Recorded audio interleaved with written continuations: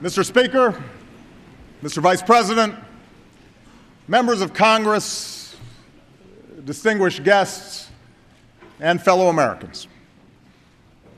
Last month, I went to Andrews Air Force Base and welcomed home some of our last troops to serve in Iraq. Together, we offered a final proud salute to the colors under which more than 1 million of our fellow citizens fought, and several thousand gave their lives. We gather tonight knowing that this generation of heroes has made the United States safer and more respected around the world.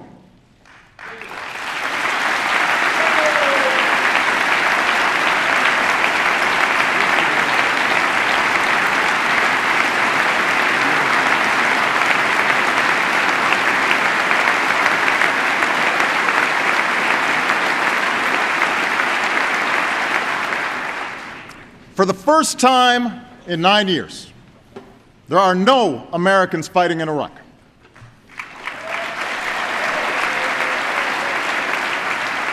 For the first time in 2 decades, Osama bin Laden is not a threat to this country.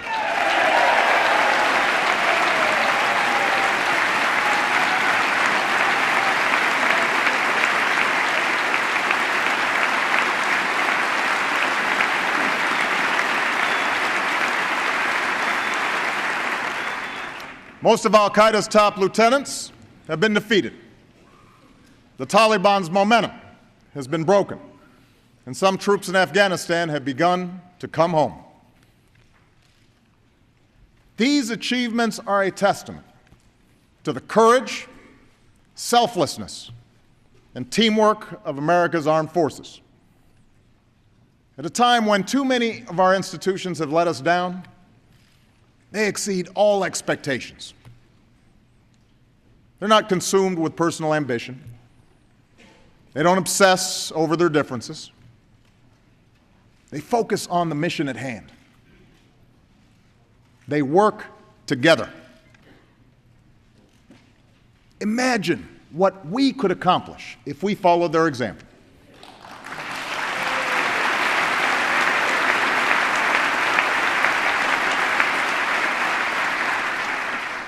Think about the America within our reach, a country that leads the world in educating its people, an America that attracts a new generation of high-tech manufacturing and high-paying jobs, a future where we're in control of our own energy, and our security and prosperity aren't so tied to unstable parts of the world, an economy built to last, where hard work pays off and responsibility is rewarded.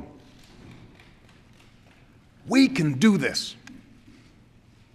I know we can because we've done it before. At the end of World War II, when another generation of heroes returned home from combat, they built the strongest economy and middle class the world has ever known.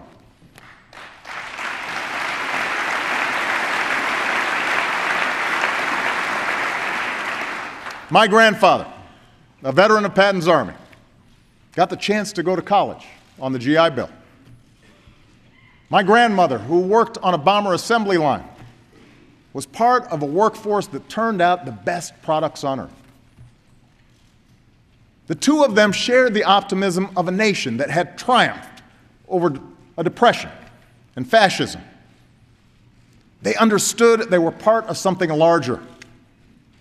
They were contributing to a story of success that every American had a chance to share. The basic American promise that if you worked hard, you could do well enough to raise a family, own a home, send your kids to college, and put a little away for retirement. The defining issue of our time is how to keep that promise alive. No challenge is more urgent. No debate is more important. We can either settle for a country where a shrinking number of people do really well, while a growing number of Americans barely get by. Or we can restore an economy where everyone gets a fair shot and everyone does their fair share and everyone plays by the same set of rules.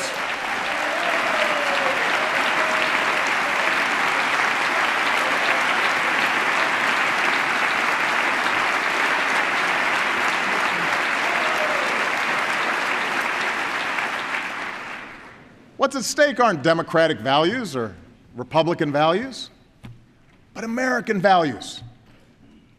And we have to reclaim them. Let's remember how we got here. Long before the recession, jobs and manufacturing began leaving our shores. Technology made businesses more efficient, but also made some jobs obsolete. Folks at the top saw their incomes rise like never before. But most hardworking Americans struggled with costs that were growing, paychecks that weren't, and personal debt that kept piling up. In 2008, the house of cards collapsed. We learned that mortgages had been sold to people who couldn't afford or understand them. Banks had made huge bets and bonuses with other people's money. Regulators had looked the other way or didn't have the authority to stop the bad behavior. It was wrong. It was irresponsible. And it plunged our economy into a crisis that put millions out of work, saddled us with more debt, and left innocent, hardworking Americans holding the bag. In the 6 months before I took office, we lost nearly 4 million jobs. And we lost another 4 million before our policies were in full effect. Those are the facts. But so are these. In the last 22 months, businesses have created more than 3 million jobs.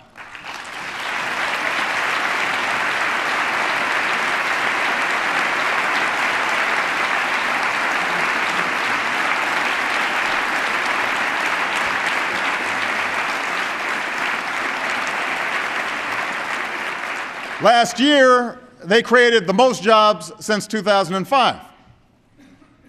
American manufacturers are hiring again, creating jobs for the first time since the late 1990s. Together, we've agreed to cut the deficit by more than $2 trillion. And we've put in place new rules to hold Wall Street accountable so a crisis like this never happens again.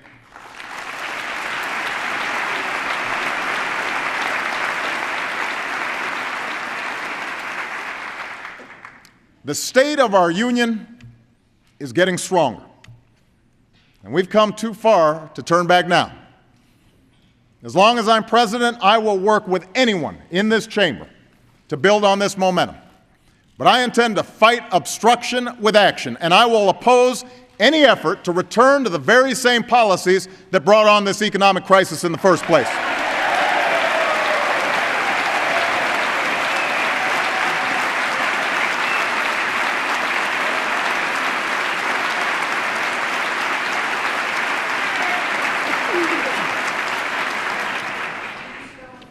No, we will not go back to an economy weakened by outsourcing, bad debt, and phony financial profits. Tonight, I want to speak about how we move forward and lay out a blueprint for an economy that's built to last. An economy built on American manufacturing, American energy, skills for American workers, and a renewal of American values. Now, this blueprint begins with American manufacturing. On the day I took office, our auto industry was on the verge of collapse. Some even said we should let it die. With 1 million jobs at stake, I refused to let that happen. In exchange for help, we demanded responsibility. We got workers and automakers to settle their differences. We got the industry to retool and restructure. Today, General Motors is back on top as the world's #1 automaker.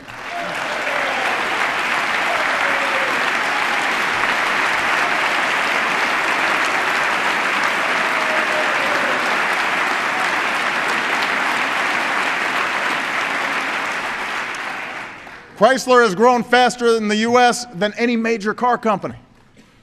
Ford is investing billions in U.S. plants and factories. And together, the entire industry added nearly 160,000 jobs. We bet on American workers. We bet on American ingenuity. And tonight, the American auto industry is back.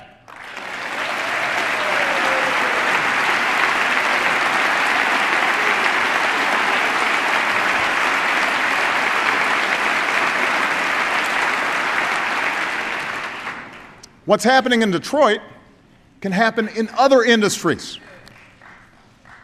It can happen in Cleveland, and Pittsburgh, and Raleigh. We can't bring every job back that's left our shore. But right now, it's getting more expensive to do business in places like China. Meanwhile, America is more productive. A few weeks ago, the CEO of Masterlock told me that it now makes business sense for him to bring jobs back home.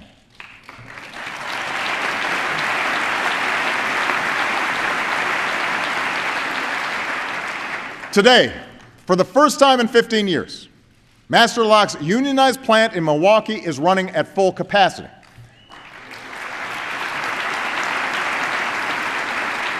So we have a huge opportunity at this moment to bring manufacturing back. But we have to seize it. Tonight, my message to business leaders is simple. Ask yourselves what you can do to bring jobs back to your country, and your country will do everything we can to help you succeed.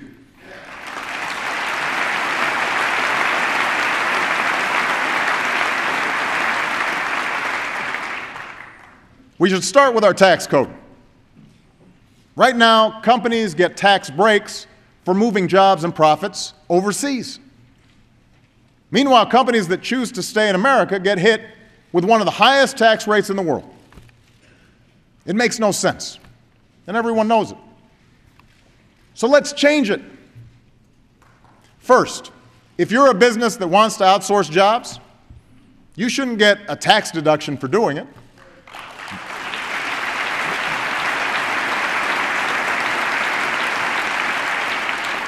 That money should be used to cover moving expenses for companies like Masterlock that decide to bring jobs home. Second, no American company should be able to avoid paying its fair share of taxes by moving jobs and profits overseas.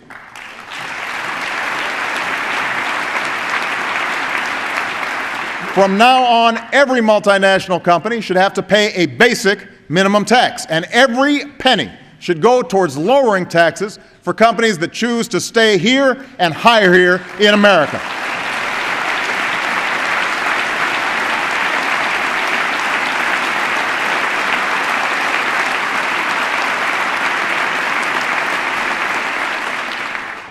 Third, if you're an American manufacturer, you should get a bigger tax cut.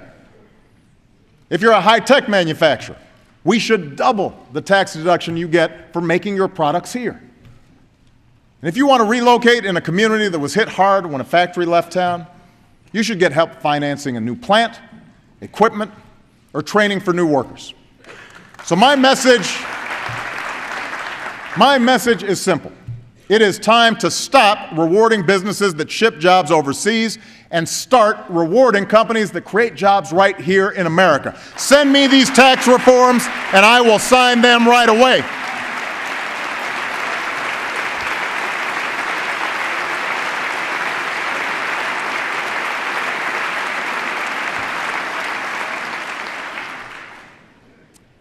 We're also making it easier for American businesses to sell products all over the world. 2 years ago, I set a goal of doubling U.S. exports over 5 years. With the bipartisan trade agreements we signed into law, we're on track to meet that goal ahead of schedule.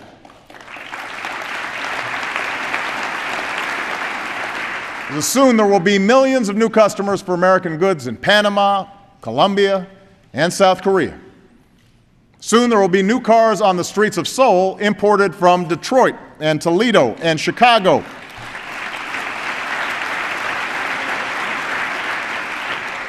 I will go anywhere in the world to open new markets for American products.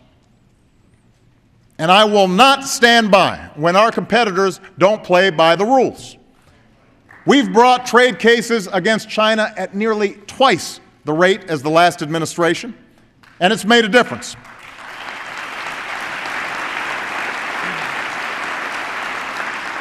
Over 1,000 Americans are working today because we stopped a surge in Chinese tires.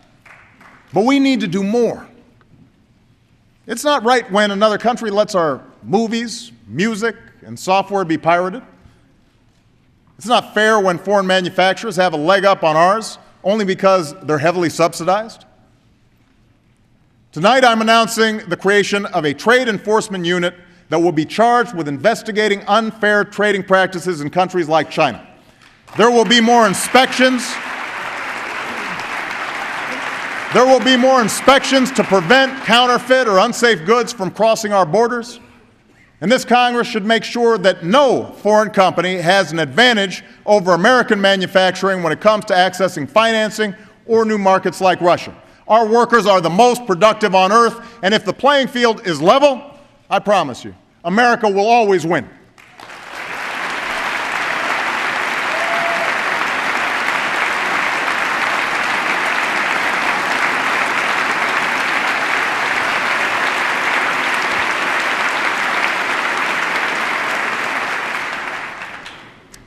I also hear from many business leaders who want to hire in the United States, but can't find workers with the right skills. Growing industries in science and technology have twice as many openings as we have workers who can do the job. Think about that. Openings at a time when millions of Americans are looking for work. It's inexcusable, and we know how to fix it. Jackie Bray is a single mom from North Carolina who was laid off from her job as a mechanic. Then Siemens opened a gas turbine factory in Charlotte and formed a partnership with Central Piedmont Community College. The company helped the college design courses in laser and robotics training. It paid Jackie's tuition, then hired her to help operate their plant. I want every American looking for work to have the same opportunity as Jackie did. Join me in a national commitment to train 2 million Americans with skills that will lead directly to a job.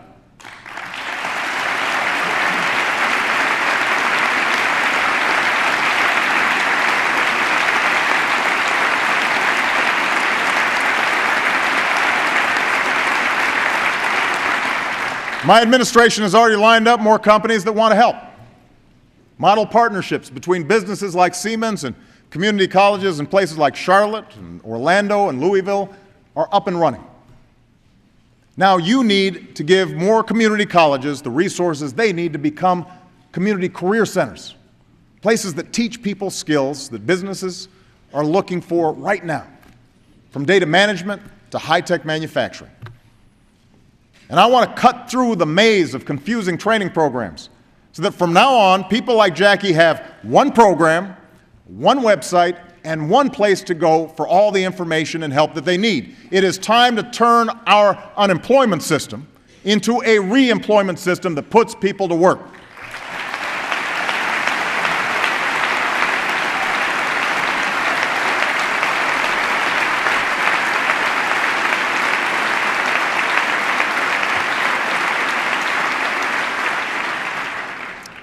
These reforms will help people get jobs that are open today. But to prepare for the jobs of tomorrow, our commitment to skills and education has to start earlier. For less than 1% of what our nation spends on education each year, we've convinced nearly every state in the country to raise their standards for teaching and learning. The first time that's happened in a generation.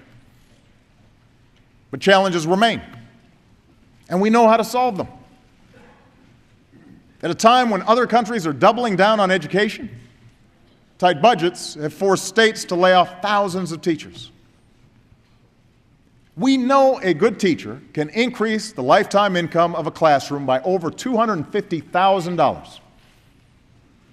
A great teacher can offer an escape from poverty to the child who dreams beyond his circumstance.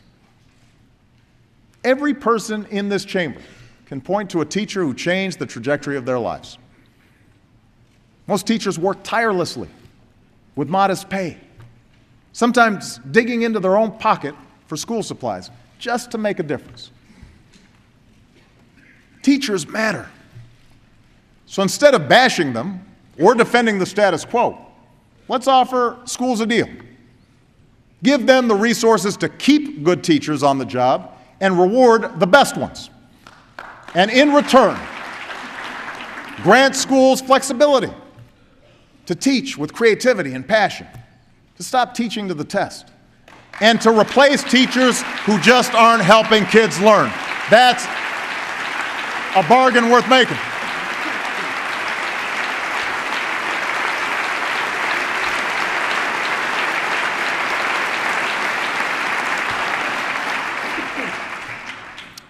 We also know that when students don't walk away from their education, more of them walk the stage to get their diploma. When students are not allowed to drop out, they do better.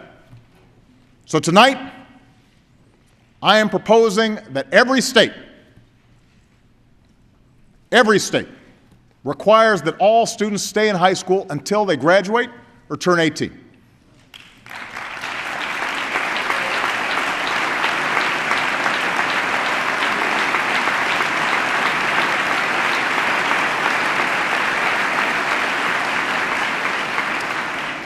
When kids do graduate, the most daunting challenge can be the cost of college. At a time when Americans owe more in tuition debt than credit card debt, this Congress needs to stop the interest rates on student loans from doubling in July.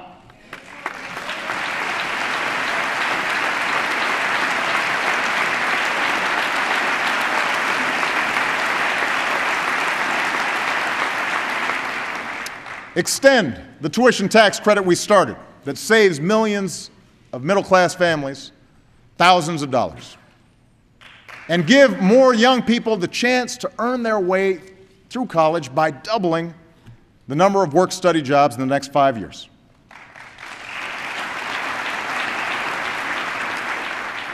Of course, it's not enough for us to increase student aid.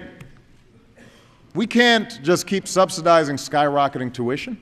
We'll run out of money. States also need to do their part by making higher education a higher priority in their budgets. And colleges and universities have to do their part by working to keep costs down. You know, recently I spoke with a group of college presidents who've done just that. Some schools redesign courses to help students finish more quickly. Some use better technology. The point is, it's possible. So let me put colleges and universities on notice. If you can't stop tuition from going up, the funding you get from taxpayers will go down. Higher education can't be a luxury. It is an economic imperative that every family in America should be able to afford. Now, let's also remember that hundreds of thousands of talented, hardworking students in this country face another challenge: the fact that they aren't yet American citizens. Many were brought here as small children, are American through and through, yet they live every day with the threat of deportation. Others came more recently to study business and science and engineering. But as soon as they get their degree, we send them home to invent new products and create new jobs somewhere else. That doesn't make sense. I believe as strongly as ever that we should take on illegal immigration. That's why my administration has put more boots on the border than ever before. That's why there are fewer illegal crossings than when I took office. The opponents of action are out of excuses.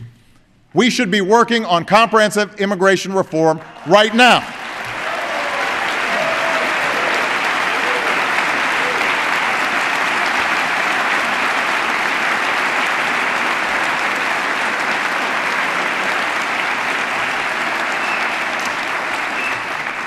But if election year politics keeps Congress from acting on a comprehensive plan, let's at least agree to stop expelling responsible young people who want to staff our labs, start new businesses, defend this country. Send me a law that gives them the chance to earn their citizenship. I will sign it right away.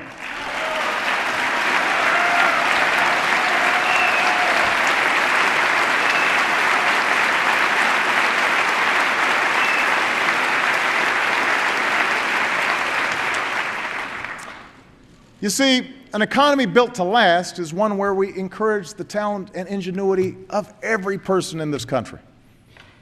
That means women should earn equal pay for equal work.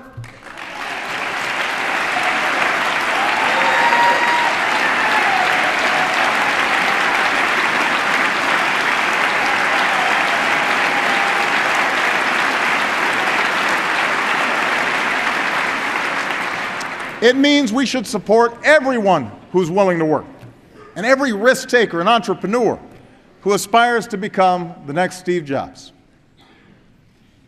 After all, innovation is what America has always been about. Most new jobs are created in startups and small businesses. So let's pass an agenda that helps them succeed. Tear down regulations that prevent aspiring entrepreneurs from getting the financing to grow. Expand tax relief to small businesses that are raising wages and creating good jobs. Both parties agree on these ideas. So put them in a bill and get it on my desk this year.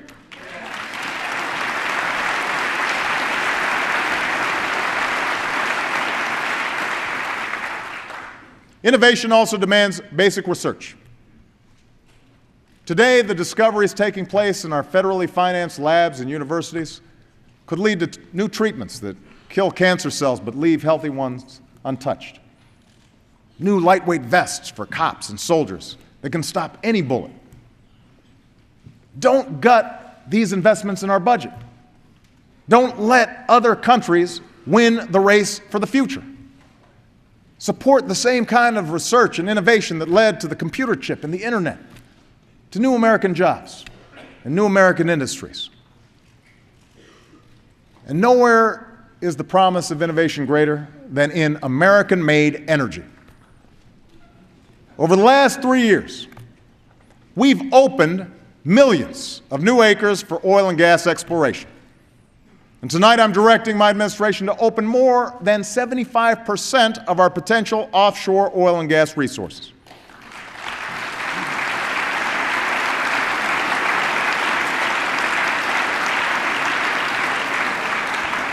Right now,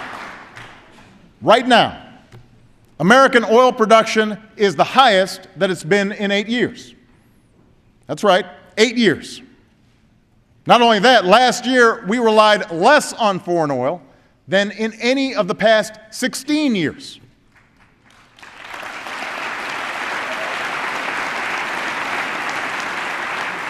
But with only 2% of the world's oil reserves, oil isn't enough. This country needs an all-out, all-of-the-above strategy that develops every available source of American energy.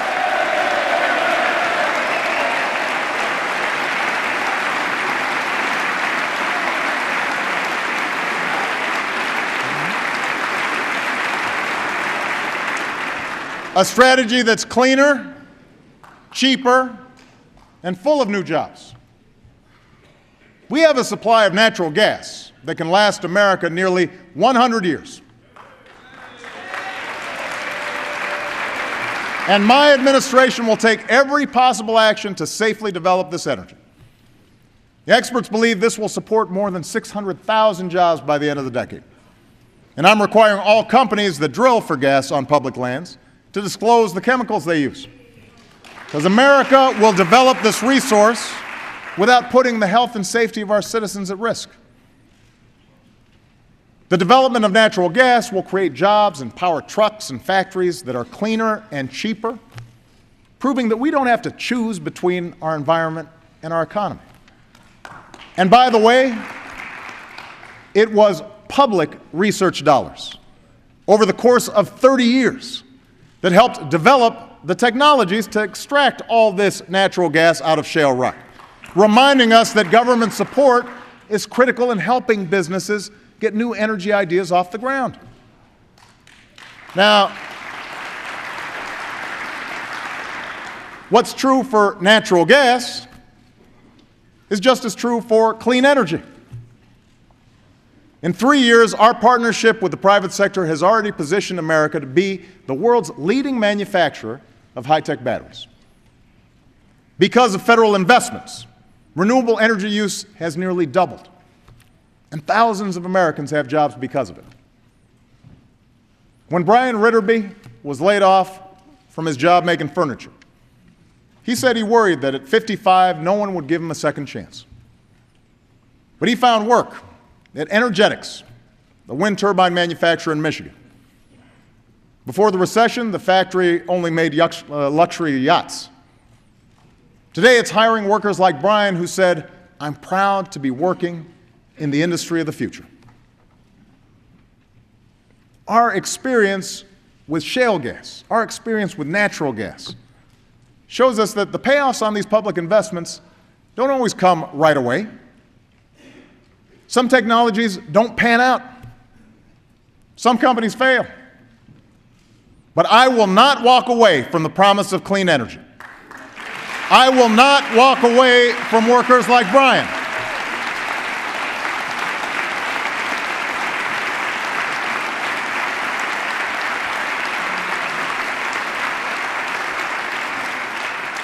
I will not cede the wind or solar or battery industry to China or Germany because we refuse to make the same commitment here. We've subsidized oil companies for a century. That's long enough. It's time to end the taxpayer giveaways to an industry that rarely has been more profitable and double down on a clean energy industry that never has been more promising. Pass clean energy tax credits. Create these jobs.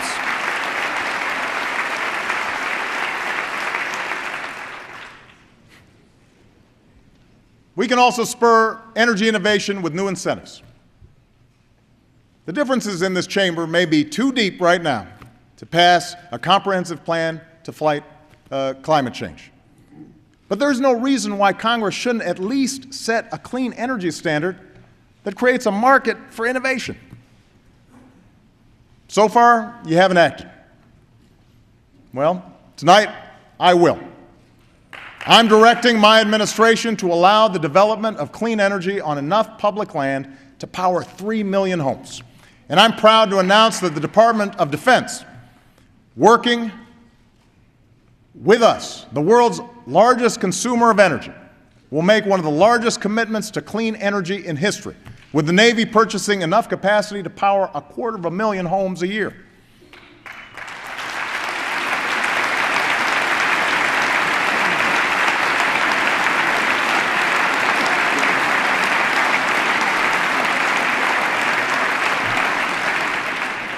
Of course, the easiest way to save money is to waste less energy. So here's a proposal. Help manufacturers eliminate energy waste in their factories and give businesses incentives to upgrade their buildings.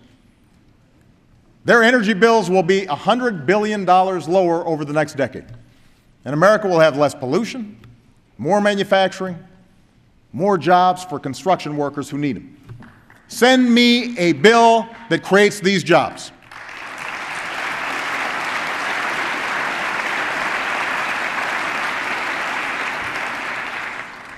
Building this new energy future should be just one part of a broader agenda to repair America's infrastructure.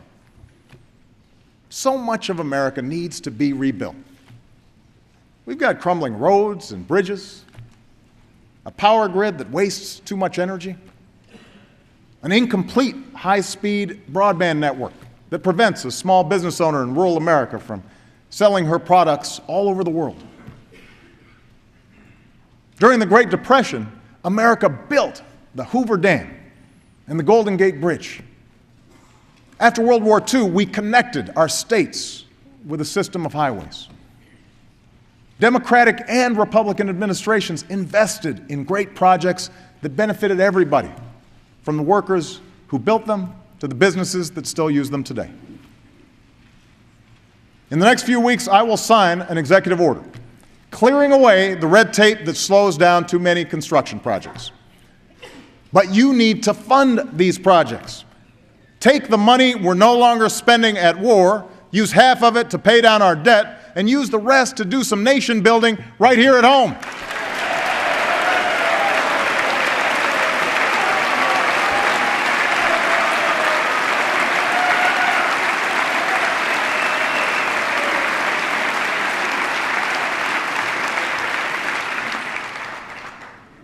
there's never been a better time to build, especially since the construction industry was one of the hardest hit when the housing bubble burst.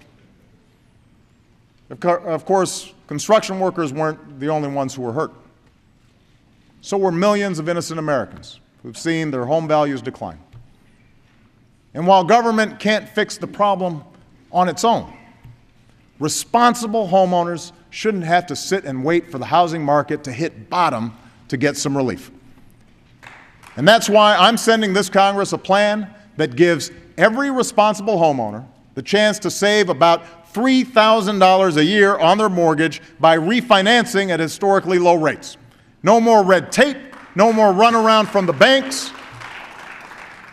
A small fee on the largest financial institutions will ensure that it won't add to the deficit and will give those banks that were rescued by taxpayers a chance to repay a deficit of trust.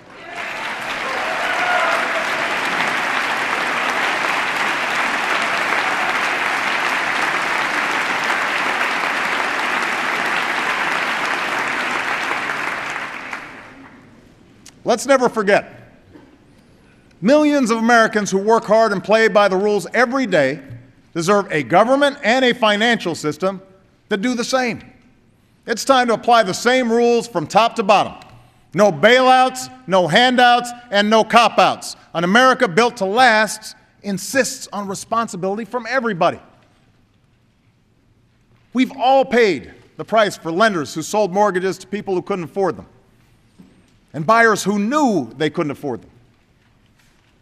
That's why we need smart regulations to prevent irresponsible behavior.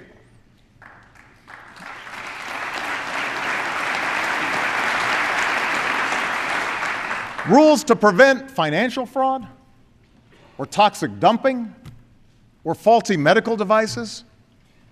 These don't destroy the free market. They make the free market work better. Now, there's no question that some regulations are outdated, unnecessary, or too costly.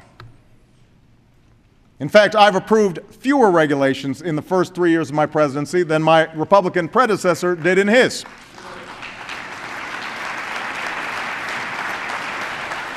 I've ordered every federal agency to eliminate rules that don't make sense. We've already announced over 500 reforms, and just a fraction of them will save business and citizens more than $10 billion over the next 5 years. We got rid of one rule from 40 years ago that could have forced some dairy farmers to spend $10,000 a year proving that they could contain a spill because milk was somehow classified as an oil. With a rule like that, I guess it was worth crying over spilled milk.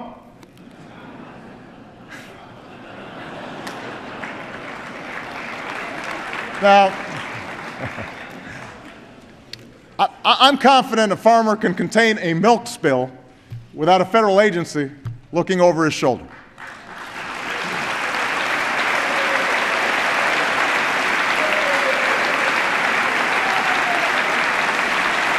Absolutely.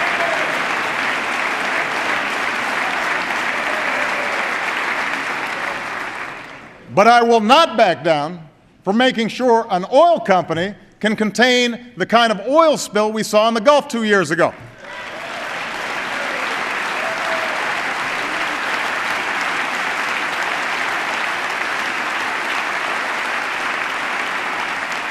I will not back down from protecting our kids from mercury poisoning or making sure that our food is safe and our water is clean. I will not go back to the days when health insurance companies had unchecked power to cancel your policy, deny your coverage, or charge women differently than men.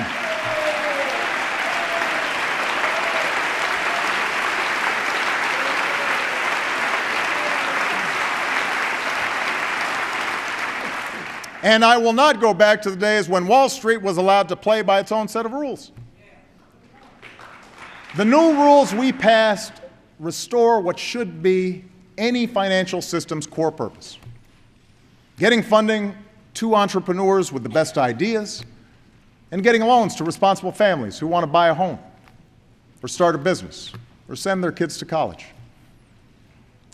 So if you are a big bank or financial institution, You're no longer allowed to make risky bets with your customers' deposits. You're required to write out a living will that details exactly how you'll pay the bills if you fail, because the rest of us are not bailing you out ever again.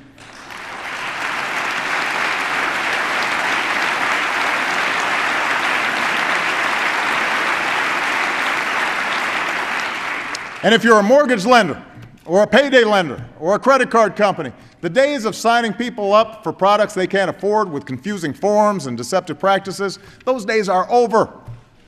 Today, American consumers finally have a watchdog in Richard Cordray with one job: to look out for them.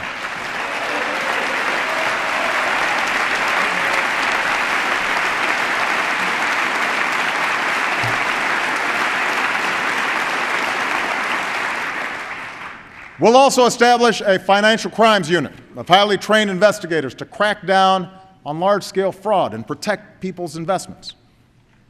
Some financial firms violate major anti-fraud laws because there's no real penalty for being a repeat offender. That's bad for consumers, and it's bad for the vast majority of bankers and financial service professionals who do the right thing. So pass legislation that makes the penalties for fraud count. And tonight I'm asking my Attorney General to create a special unit of federal prosecutors and leading state attorney general to expand our investigations into the abuse of lending and packaging of risky mortgages that led to the housing crisis. This new unit will hold accountable those who broke the law, speed assistance to homeowners, and help turn the page on an era of recklessness that hurt so many Americans. Now, a return to the American values of fair play and shared responsibility will help protect our people and our economy. But it should also guide us as we look to pay down our debt and invest in our future.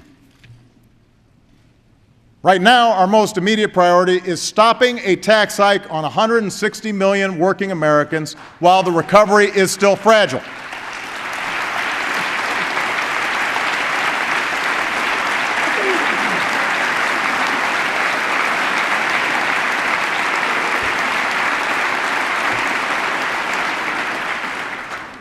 People cannot afford losing $40 out of each paycheck this year. There are plenty of ways to get this done. So let's agree right here, right now. No side issues, no drama.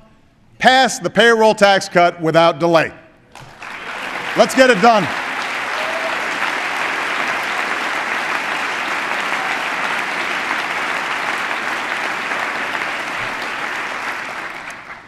When it comes to the deficit, we've already agreed to more than $2 trillion in cuts and savings. But we need to do more. And that means making choices. Right now, we're poised to spend nearly $1 trillion more on what was supposed to be a temporary tax break for the wealthiest 2% of Americans. Right now, because of loopholes and shelters in the tax code, a quarter of all millionaires pay lower tax rates than millions of middle-class households. Right now, Warren Buffett pays a lower tax rate than his secretary.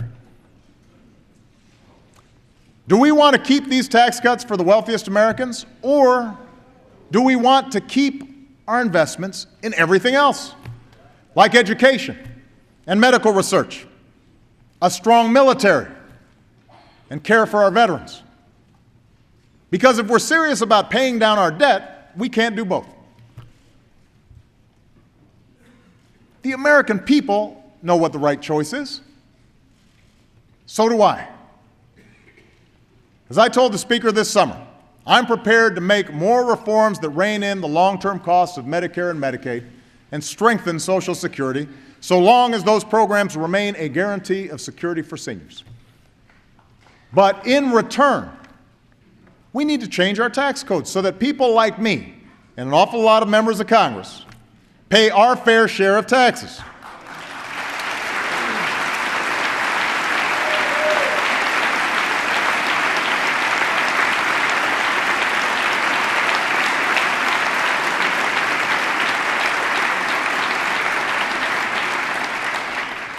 Tax reform should follow the Buffett rule.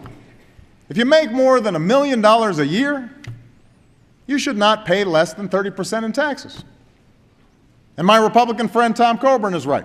Washington should stop subsidizing millionaires. In fact, if you're earning $1 million a year, you shouldn't get special tax subsidies or deductions. On the other hand, if you make under $250,000 a year, like 98% of American families, your taxes shouldn't go up. You're the ones struggling with rising costs and stagnant wages. You're the ones who need relief. Now, you can call this class warfare all you want, but asking a billionaire to pay at least as much as his secretary in taxes? Most Americans would call that common sense. We don't begrudge financial success in this country. We admire it. When Americans talk about folks like me paying my fair share of taxes, it's not because they envy the rich. It's because they understand that when I get a tax break I don't need and the country can't afford, it either adds to the deficit or somebody else has to make up the difference, like a senior on a fixed income, or a student trying to get through school, or a family trying to make ends meet. That's not right. Americans know that's not right. They know that this generation's success is only possible because past generations felt a responsibility to each other and to the future of their country. And they know our way of life will only endure if we feel that same sense of shared responsibility. That's how we'll reduce our deficit. That's an America built to last.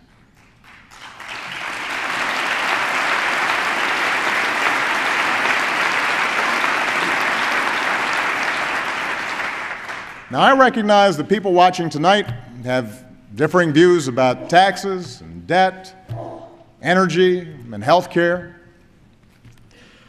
But no matter what party they belong to, I bet most Americans are thinking the same thing right about now. Nothing will get done in Washington this year, or next year, or maybe even the year after that, because Washington is broken. Can you blame them for feeling a little cynical?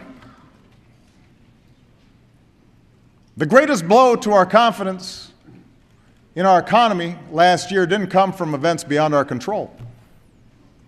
It came from a debate in Washington over whether the United States would pay its bills or not. Who benefited from that fiasco? I've talked tonight about the deficit of trust between Main Street and Wall Street, but the divide between this city and the rest of the country is at least as bad. And it seems to get worse every year. And some of this has to do with the corrosive influence of money in politics. So together, let's take some steps to fix that.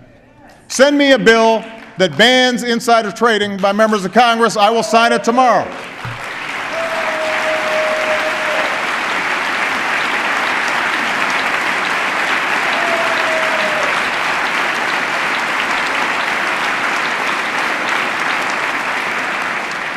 Let's limit any elected official from owning stocks in industries they impact.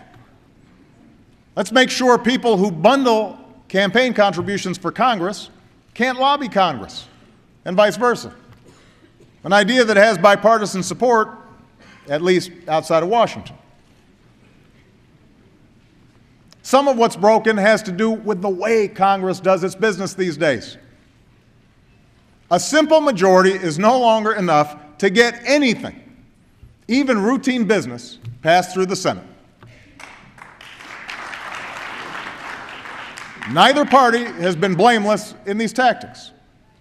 Now, both parties should put an end to it.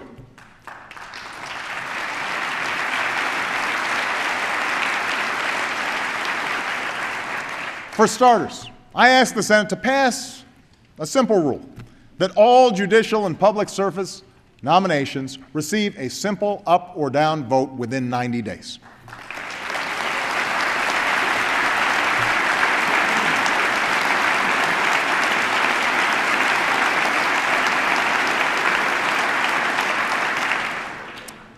The executive branch also needs to change. Too often, it's inefficient, outdated, and remote. That's why I've asked this Congress to grant me the authority to consolidate the federal bureaucracy so that our government is leaner, quicker, and more responsive to the needs of the American people.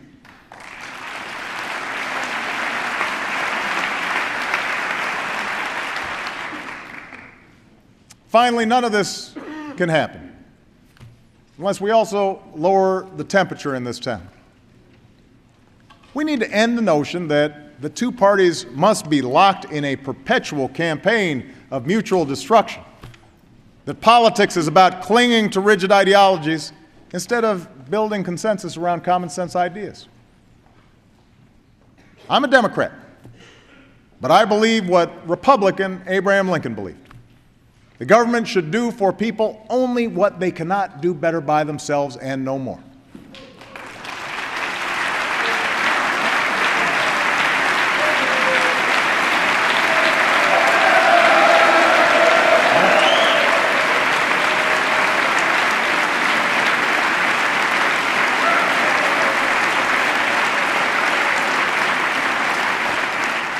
That's why my education reform offers more competition and more control for schools and states. That's why we're getting rid of regulations that don't work. That's why our health care law relies on a reformed private market, not a government program. On the other hand, even my Republican friends who complain the most about government spending have supported federally financed roads and clean energy projects and federal offices for the folks back home. The point is, we should all want a smarter, more effective government. And while we may not be able to bridge our biggest philosophical differences this year, we can make real progress. With or without this Congress, I will keep taking actions that help the economy grow.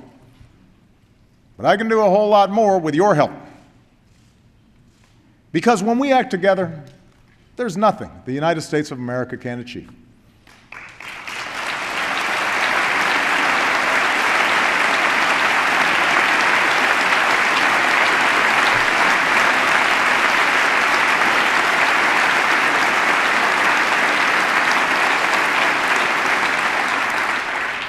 That's the lesson we've learned from our actions abroad over the last few years. Ending the Iraq War has allowed us to strike decisive blows against our enemies. From Pakistan to Yemen, the al-Qaeda operatives who remain are scrambling, knowing that they can't escape the reach of the United States of America.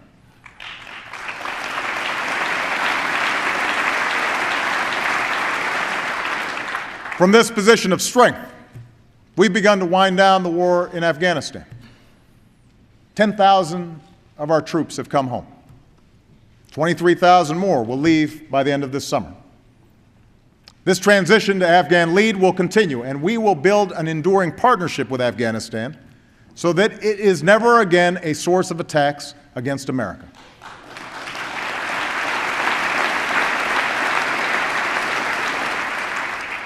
As the tide of war recedes, a wave of change has washed across the Middle East and North Africa, from Tunis to Cairo, from Sana'a to Tripoli.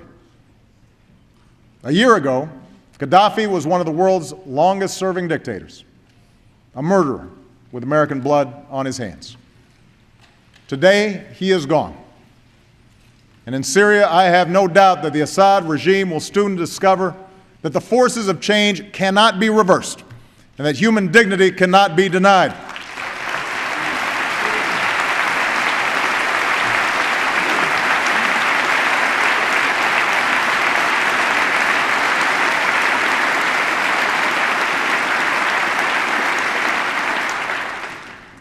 How this incredible transformation will end remains uncertain. But we have a huge stake in the outcome.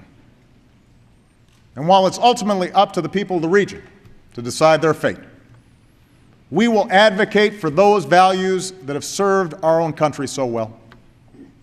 We will stand against violence and intimidation. We will stand for the rights and dignity of all human beings, men and women, Christians, Muslims, and Jews. We will support policies that lead to strong and stable democracies and open markets, because tyranny is no match for liberty. And we will safeguard America's own security against those who threaten our citizens, our friends, and our interests. Look at Iran. Through the power of our diplomacy, a world that was once divided about how to deal with Iran's nuclear program now stands as one. The regime is more isolated than ever before. Its leaders are faced with crippling sanctions. And as long as they shirk their responsibilities, this pressure will not relent. Let there be no doubt. America is determined to prevent Iran from getting a nuclear weapon, and I will take no options off the table to achieve that goal.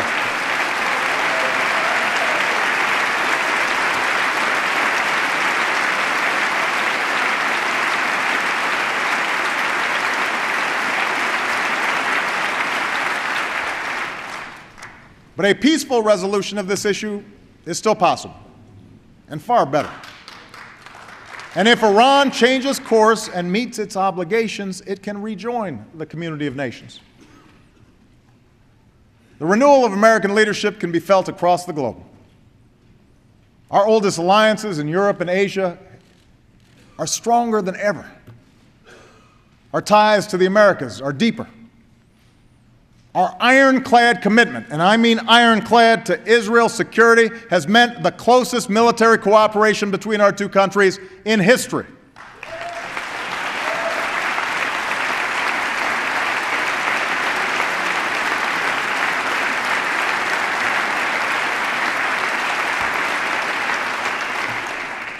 We've made it clear that America is a Pacific power, and a new beginning in Burma has lit a new hope. From the coalitions we've built to secure nuclear materials, to the missions we've led against hunger and disease, from the blows we've dealt our enemies, to the enduring power of our moral example, America is back. Anyone who tells you otherwise, anyone who tells you that America is in decline or that our influence has waned, doesn't know what they're talking about.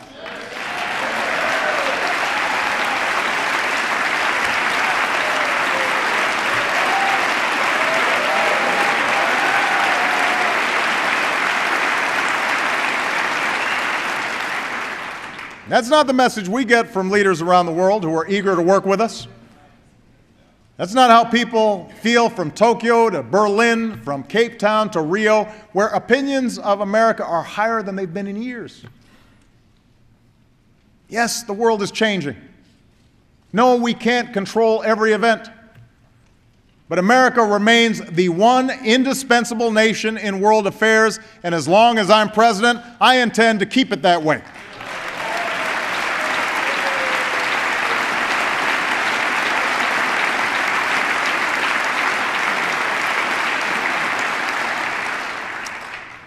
That's why, working with our military leaders, I've proposed a new defense strategy that ensures we maintain the finest military in the world while saving nearly $500 billion in our budget.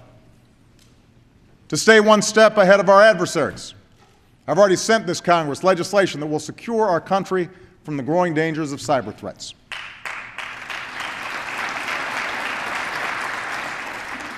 Above all, our freedom endures because of the men and women in uniform who defend it.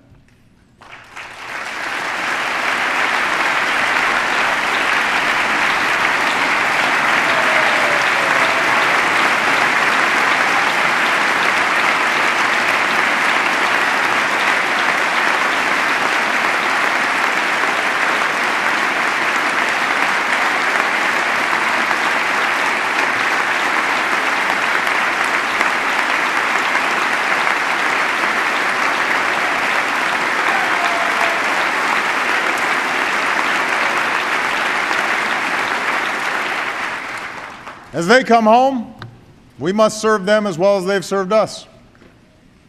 That includes giving them the care and the benefits they have earned, which is why we've increased annual VA spending every year I've been president.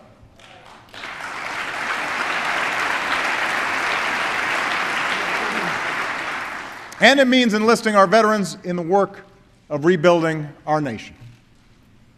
With the bipartisan support of this Congress, we're providing new tax credits to companies that hire vets. Michelle and Jill Biden have worked with American businesses to secure a pledge of 135,000 jobs for veterans and their families.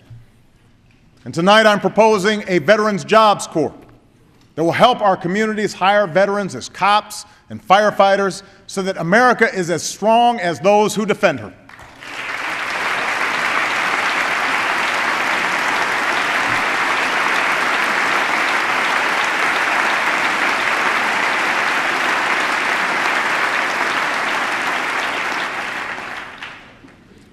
Which brings me back to where I began.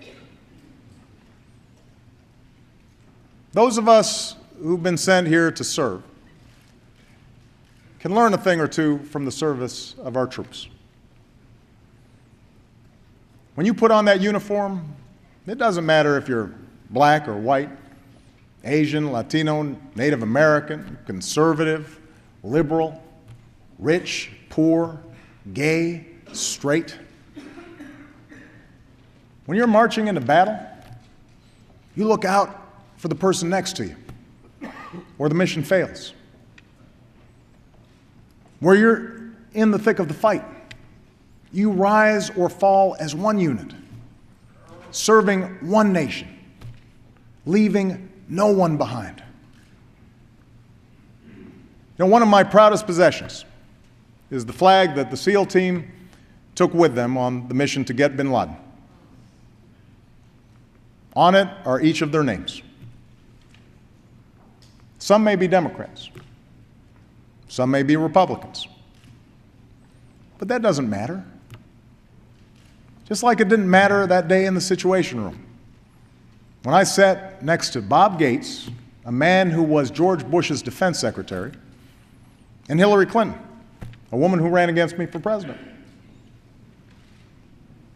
All that mattered that day was the mission. No one thought about politics. No one thought about themselves. One of the young men involved in the raid later told me that he didn't deserve credit for the mission. It only succeeded, he said, because every single member of that unit did their job.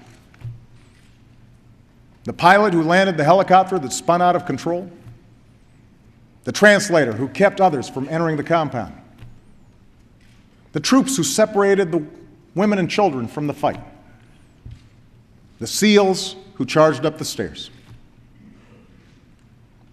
More than that, the mission only succeeded because every member of that unit trusted each other. Because you can't charge up those stairs into darkness and danger unless you know that there's somebody behind you watching your back. So it is with America. Each time I look at that flag, I'm reminded that our destiny is stitched together like those 50 stars and those 13 stripes. No one built this country on their own. This nation is great because we built it together. This nation is great because we worked as a team. This nation is great because we get each other's backs. And if we hold fast to that truth in this moment of trial, there is no challenge too great, no mission too hard. As long as we are joined in common purpose, as long as we maintain our common resolve, our journey moves forward, and our future is hopeful, and the state of our union will always be strong. Thank you. God bless you, and God bless the United States of America.